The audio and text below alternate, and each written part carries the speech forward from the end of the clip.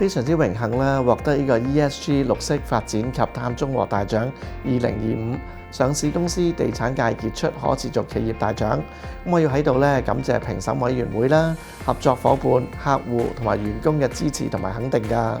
恒基兆業地產有限公司咧係恒生指數成分股之一。咁喺集團咧更加係擁有多間上市公司啦，旗下包括有煤氣公司啦、美麗華啦同埋香港小輪等等。我哋集團非常之重視可持續發展，更加係致力推動創新同埋環保。我哋有一個非常之清晰啦，更加係得到 SBTi 審核過嘅明確減碳目標。咁喺 ESG 評級方面咧，我哋 Global Real Estate Benchmark 更加係得到最高嘅5星級評級。咁喺舊年2025年啦，更加係得到100分滿分添㗎，成為呢個 Global Sector Leader。咁未來咧，我哋會更加係繼續做好呢個環保嘅工作添㗎。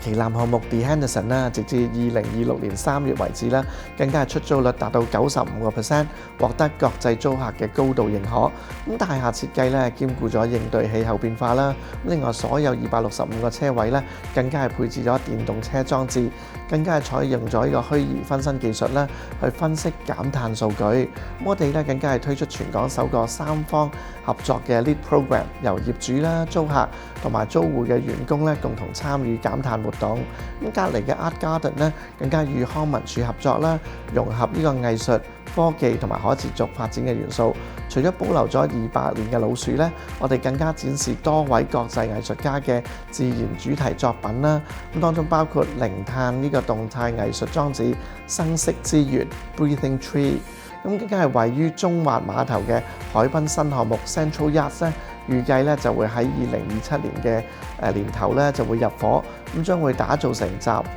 零售啦、商務啦、文化、藝術、大自然同埋娛樂等一身嘅國際級海濱地標。咁喺項目入伙之前呢，我哋已經獲得大型對沖基金預租咗223000平方尺㗎啦，印證咗市場對項目嘅信心。